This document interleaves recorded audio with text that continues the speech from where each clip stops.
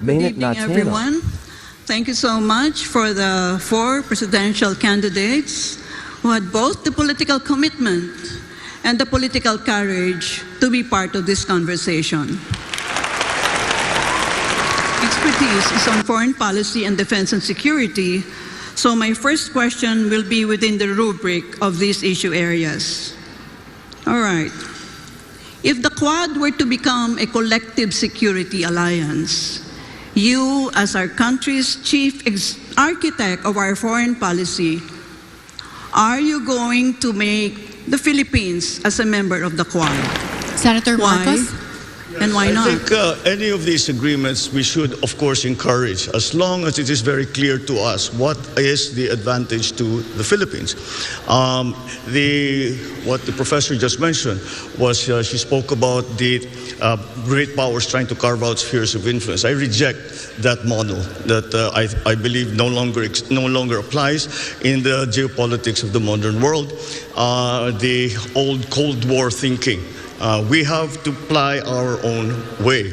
And so it really would depend on what is inside, or what those agreements say that the Philippines what will be doing and what those other partners of ours will be doing for the Philippines. And once again, because we shouldn't think of the old Cold War system, we should always think in terms of the fine line that the Philippines has to tread in all our foreign policy decisions. But if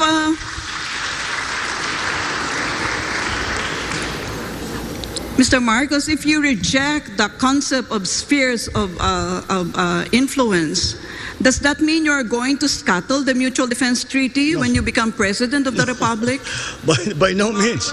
Linked to the United States of America as a defense ally. No, by no means. The relationship with the United States, our special relationship with the United States, is not something that we can treat, be cavalier about. It is a very important one. And it has stood us in good stead for over 100 years. And that, I think, will never disappear from the Philippine psyche, the idea and the memory of what the United States did for us and fought with us in the last war.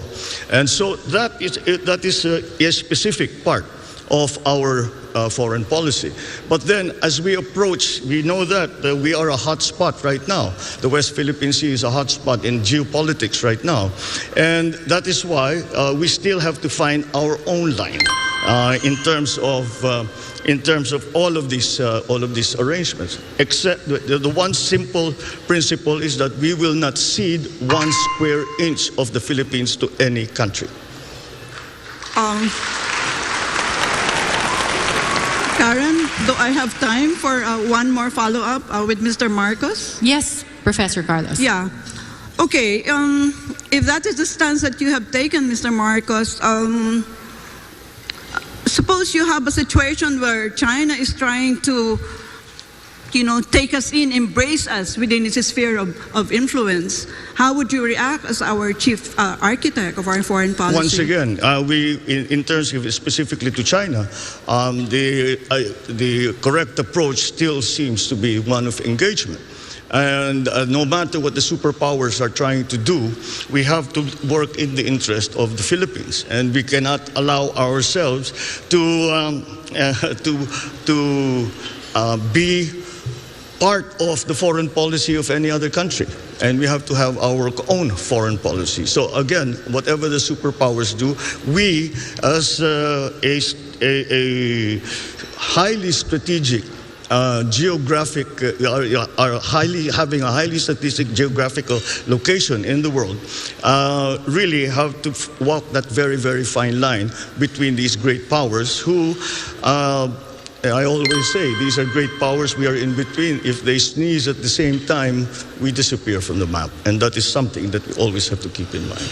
Thank you.